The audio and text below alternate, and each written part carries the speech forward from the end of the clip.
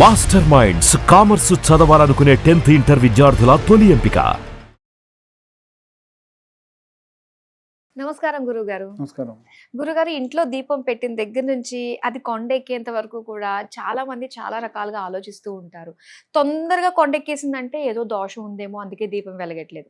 అది ఎక్కువసేపు వెలిగిందంటే దేనికి సంకేతం అంటారు అసలు? శ్రీమాత్రే నమః, శ్రీ గురుభ్యో నమః. మనకు దీపం వెలిగించేటప్పుడే మనము ఒక మంత్రంతో వెలిగిస్తాం. ఉదాహరణకు ఒక మంత్రంలో బోధీపదేవి రూపాస్త్వాం కర్మ సాక్ష్యం విజ్ఞకృత్ యావత్ పూజాం కరిష్యామి తావత్స సుస్థిరో భవః. అయ్యా, నేను పూజకు కూర్చుంటూ ఉన్నాను, పూజ పూర్తయ్యేంత వరకు కూడా నీ యొక్క వెలుతురులో నా యొక్క పూజాది క్రతువంతా పూర్తయ్యేంత వరకు కూడా ఉండుగాక. అందుకనే దీపం వెలిగించిన తర్వాతకి ఆ దీపాన్ని కదిలించకూడదు. పూజ పూర్తయ్యేంత వరకు కూడా. పూజ పూర్తయిన తర్వాతకి దీపం వెలిగింది వెలగలేదు ఏమీ కాదు, అంతే అంతే. పూజ చేసుకునేంత వరకు మాత్రం వెలిగేటట్టుగా చూసుకోవాలి తప్ప పూజ జరిగింది, పూజ జరుగుతున్నంతసేపు కూడా మనం ఆ యొక్క పూజ. ఇప్పుడంటే అండి ఏమైందంటే, దీపం కేవలం మనం గుళ్ళో లేదా మన ఇంట్లో మనం పెట్టుకునేటువంటి ఆ ప్లేస్లో ఇంత నూనె పోద్దాం, అంతకంటే ఎక్కువ పోస్తే నెలకు మూడు ఆయిల్ డబ్బాలు పడతాయి అని ఆలోచించే వాళ్ళు కొంతమంది ఉంటే వాళ్ళ పరిస్థితి తగ్గట్టు ఇలా రకరకాలుగా ఆలోచిస్తున్నారు. ఒకప్పుడు దీపం వెలిగించడం అంటే మన కరెంటు బిల్, కరెంటే లేదండి. ఆ రోజుల నుంచి దీపం వెలిగించేవాళ్ళం. ఒకసారి ఉదయాన్నే సూర్యోదయం కంటే ముందే నిద్ర లేచి పనులు చేసుకోవాలంటే స్నానం చేసి వచ్చి ముందు దీపం వెలిగించాలి.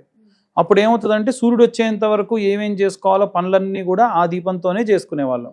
కాబట్టి అలా దీపం వెలిగించుకొని ఆ పూజాది క్రతువులు చేసుకొని, ఇప్పుడు పూజ అంటే మళ్ళీ వెలిగించిన ఒక్కడే కాదు, ఈమె లేచి స్నానం చేసుకొని వచ్చి పూజ చేసుకొని తర్వాత వాళ్ళు ఆయన పూజ చేసుకొని తర్వాత వాళ్ళ పిల్లలు ఎవరైనా దండం పెట్టుకొని వెళ్ళేంత వరకు కూడా ఉండాలి. అంటే మినిమం ఒక 4 మనుషులు కూర్చొని పూజ చేసేంత వరకు కూడా ఆ దీపం అనేటువంటిది ఉండాలి. అది అయితే ఈ దీపంకి విశేషంగా ఏంటంటే తూర్పు భాగం చూడాలి లేదా పడమర భాగాన్ని చూడాలి, ఉత్తర దక్షిణాలు చూడకూడదు. ఎవరన్నా చనిపోయినప్పుడు మాత్రమే తల దగ్గర ఆ దీపాన్ని పెడతారు. కాబట్టి అలా పెడితే ఇంట్లో ఏదో అశుభకార్యం జరిగింది అని అర్థం. దీపం పెట్టే దిక్కులో బట్టి ఉంటుంది. దీపం వెలిగించేప్పుడు కూడా బ్రహ్మ విష్ణు మహేశ్వరులు ముగ్గురి యొక్క కలయిక.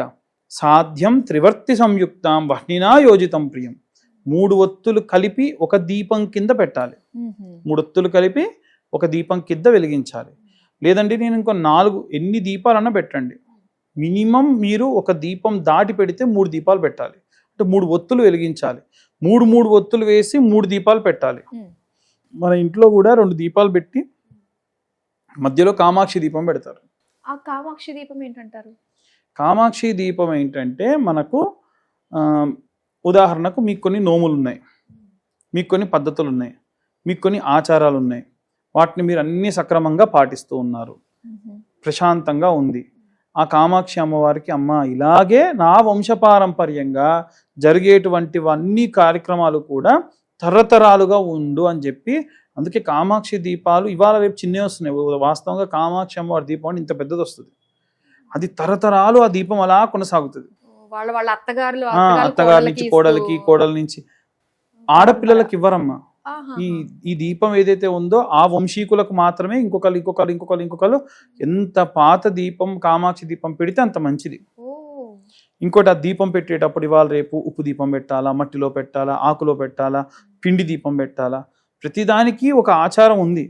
పిండి దీపం వెంకటేశ్వర స్వామికి మాత్రమే పెడతారు. వెంకటేశ్వర స్వామి దీపారాధన అంటారు. కాబట్టి ఈ దీపారాధన చేసినప్పుడు స్వామివారికి సంబంధించి ఏదున్నా ఆ పూజ వరకే ఆ దీపం వెలగాలి. అది పిండి దీపం. ఉప్పు దీపం ఇంట్లో పెట్టకూడదు. ఉప్పు దీపం ఇంటి బయట పెట్టాలి. ఏదైనా అరిష్టం ఉంటే ఆ అరిష్టం పోవడానికని మన ఇంటి ఆవలి బయట పెట్టాలి. పెట్టిన తర్వాతకి వెలుగుతున్న దీపాన్ని జరుపుతారు చాలామంది. జరపకూడదు. ఆవాహనం అయిపోతారు అందులోకి. మనం దేని గురించి అయితే పెడుతున్నామో ఆవాహనం అయిపోయి ఉంటారు. కాబట్టి ఒకవేళ మనం పూజ చేస్తున్నాము, మీరు ఇందాక అన్నారు పూజ కొండెక్కితే, మీరు పూజ చేస్తుండగా కనుక కొండెక్కితే మళ్ళీ ఆచమనం చేయాలి. కేశవాయ స్వాహ, నారాయణాయ స్వాహ, మాధవాయ స్వాహ, గోవిందాయ నమః నీళ్ళు వదిలిపెట్టి ఆచమన చేసి మళ్ళీ దీపం వెలిగించాలి. దోషం లేదు. అంతే కదండి. ఇవాళ రేపు 15th ఫ్లోర్ 20th ఫ్లోర్లో గృహప్రవేశాలు చేసాం మేము. కూర్చొని దీపం పెడితే ఆ గాలికి ఉంటుందా? ఆహా. పోతుంది. ఏదన్నా అడ్డు పెడితే కొద్దిసేపు ఉంటుంది, మళ్ళీ గాలికి మళ్ళీ పోతుంది. కాబట్టి ఖచ్చితంగా దాన్ని సెక్యూర్డ్గా చూసుకొని ఆ దీపం వెలిగించుకొని చేస్తే చాలా మంచిది. అయితే ఈ ప్రకారంగా మనం దీపాలు పెట్టుకుంటూ దీపాలు కొండెక్కకుండా మనం పూజ చేసుకుంటే మంచిది. ఇంకొంతమంది లేని ఆచారాలని తలపైన పెట్టుకుంటూ ఉంటారు. మా స్నేహితురాలు ఇంటికి వెళ్ళా, తను పెట్టుకుంది, నేను పెట్టుకోవాలి. నేను సత్యనారాయణ స్వామి వ్రతం చేసుకుంటే వాళ్ళు 108 ఒత్తులు వేసి 108 అట్టిపళ్ళు పెట్టి దాని మీద వెలిగించారు, నేను వెలిగిస్తా. నేను అన్నా, అమ్మ మీ గతంలో నేను ఎప్పుడు చూడలేదు, మీ అత్తగారు కూడా వ్రతం చేసుకున్నారు, మరి ఆమె చేయండి నువ్వెందుకు చేస్తున్నావు అంటే, నా ఇష్టం పంతులు గారు, నాకు నచ్చింది నేను చేస్తా.